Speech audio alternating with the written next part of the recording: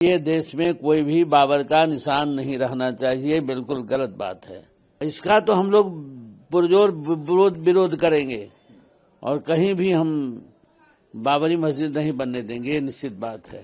भारत की भूमि पर अगर ये हुमायूं कबीर जो जघन्य अपराध कर रहे हैं, ये दुर्भाग्यपूर्ण है। यहाँ असुरों का, आक्रांताओं का मस्जिद नहीं बनेगा। यहाँ पे भगवान श्री राम जो समग्र वसुधा के उत्थान करने वाले हैं, उनकी जयकार होगी। बोले बाबर आक्रांता था, लुटेरा था, लुटेरा बनकर के देश में आया और खूब लूटा देश को। इसलिए कहीं भी देश के अंदर बाबरी मस्जिद बनना नहीं चाहिए और न बनने देंगे हम। ये राष्ट्र हिंदुओं का है, भगवान राम का है और कोई बाबरी मस्जिद अयोध्या में थी ही नहीं। वहां तो राम जी की जन्मभूमि थी।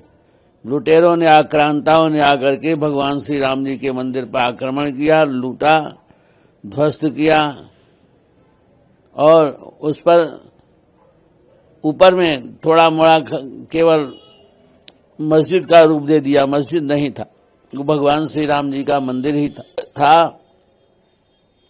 इसलिए देश में कोई भी बाबर का निशान नहीं रहना चाहिए, बिल्कुल गलत बात है। महाराज जी क्या कहते हैं, सरकार के इस पर हस्तक्षेप करना चाहिए? भारत सरकार बिल्कुल करना चाहिए। सरकार को चाहिए, अब कोई आक्रांताओं का नाम नहीं होना चाहिए। ये राम जी की जन्मभूमि है, राम जी का देश है। इन आक्रांताओं के लिए कोई स्थान नहीं होना चाहिए। सरकार को पहल करनी चाहिए इस पर कार्रवाई के लिए। इसका तो हम लोग पुरजोर विरोध करेंगे और कहीं भी हम बाबरी मस्जिद नहीं बनने देंगे, ये निश्चित बात है। इसको लेकर सड़क पर उतरेंगे आप लोग? बिल्कुल आंदोलन करेंगे। देखिए, ये बहुत दुर्भाग्यपूर्ण है। अयोध्या भगवान श्री राम जी की जन्मभूमि है और ये सर्वविदित है। हमारे जितने भी पुराण हैं, जितने भी वेद हैं, सब में उनकी महिमा गाई जाती है।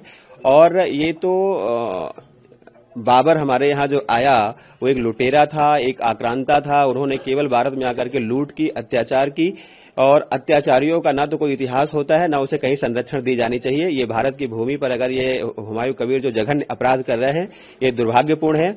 और मैं ये बताऊंगा कि अयोध्या जो है, ये भगवान श्री राम की जन्मभूमि है, समस्त भारत के सनातनियों के हृदय स्थली है, समस्त वसुधा के सनातन की प्राण स्थली है। और आप एक बात बताइए कि जिस राम जन्मभूमि के लिए हमारे पूर्वजों ने 500 वर्षों की तपस्या करके और उस भूमि को जीवंत रखा है, 500 वर्षों में आप जब समझिए कि 2-4 दिन में घर के परिवेश बदल जाते हैं और 500 वर्षों तक जिन पूर्वजों ने हमारी प्राणस्थली को बचा करके रखा है, और आप इतिहास उठा करके देखेंगे तो आज अभी मैंने स्वयं श्री रामचरितमानस पे मैंने शोध किया है और भगवान श्री राम जी के 119 पीढ़ियों का वर्णन किया है।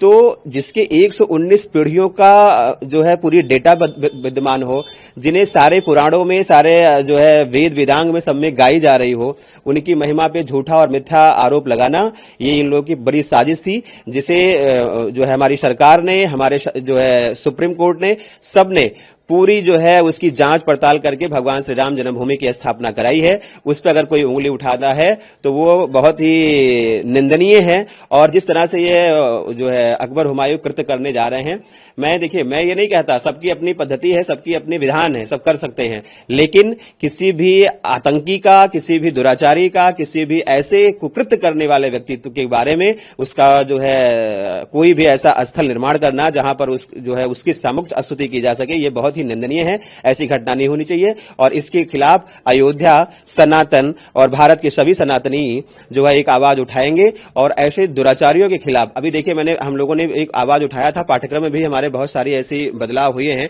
जिन्हें इन लोगों ने अकबर महान बता दिया, जिन्हें इन्होंने बाबर का एक बड़ा ढांचा दिखा दिया।